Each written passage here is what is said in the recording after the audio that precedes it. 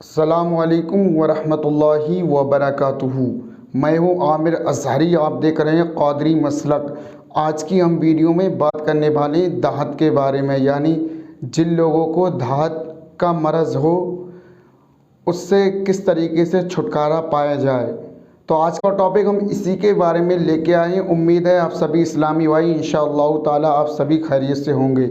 आइए दोस्तों, वीडियो शुरू करने से पहले अगर आप हमारे चैनल पर नए हैं तो चैनल को जल्द सब्सक्राइब करें, बेल आइकन का बटन दबाना नहीं भूलें। आइए दोस्तों, वीडियो को शुरू करते हैं। तो आज का जो हम टॉपिक लेके आए हैं वो दाहत के बारे में है, यानी आज के जो नौजवान भाई हैं इस तरीके से मरज़ उनको तबाह बर्बाद कर रहा है, वो बहुत परेशान रहते हैं, हर तरीके से वो परेशान रहते हैं और उन्हें परेशानी आती रहती है।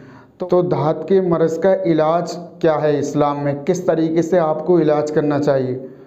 तो इलाज क्या है, आपको मरज़ जो है बहुत बढ़ रहा है, किस तरीके से आपको इलाज करना चाहिए। तो आपको ये बहुत मुजर्रब अमल है, आप करेंगे इंशाअल्लाह ताला आपको ज़रूर फ़ायदा होगा।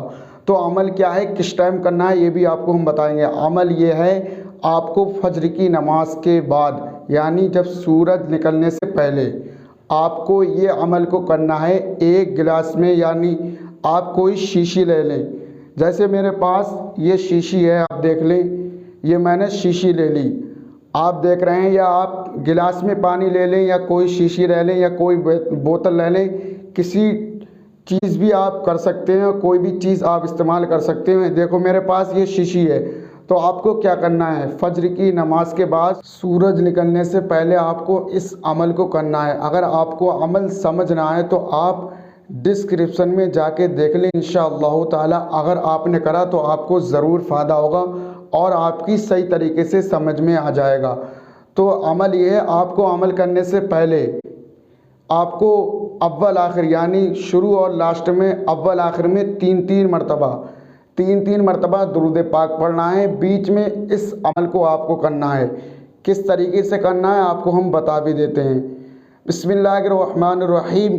या शाफ़ी या शाफ़ी या शाफ़ी, या काफ़ी या काफ़ी या काफ़ी, या वदूदू या वदूदू या वदूदू, या रहीमू या रहीमू या रहीमी। इसको आपको 11 मरतबा अलग अलग करके पढ़ना है। यानी या वदूदू है तो या वदूदू को अलग अलग करके पढ़ना है। या शाफ़ी या शाफ़ी या शाफ़ी, या काफ़ी या काफ़ी, इसको आपको अलग अलग तरीके से 11 मरतबा पढ़ना है। उसके बाद आपके पास कोई या शीशी हो या गिलास हो, जैसे मेरे पास ये शीशी है, तो मैंने ये इस अमल को कर लिया, तो मैंने इस पर दम कर दिया, आप देख लें, ये मैंने इस पे दम कर दिया। अगर आपके पास शीशी है तो आप उसमें फूंक मार के पानी पी लें, और अगर आपके पास गिलास है तो आप उसमें फूंक मार के शिमाल की तरफ मुंह करके आप उसको 3 सांस में, अगर आपके पास गिलास है तो आप 3 सांस में उसको पानी को पी लें। इंशाअल्लाह ताला अगर आपने करा तो आपको ये दाहत की बीमारी इंशाअल्लाह ताला आपको कभी नहीं होगी। अगर हमारी वीडियो आपको पसंद आए तो लाइक करें और शेयर करें, चैनल को जल्द सब्सक्राइब करें। अस्सलामु अलैकुम वरहमतुल्लाह।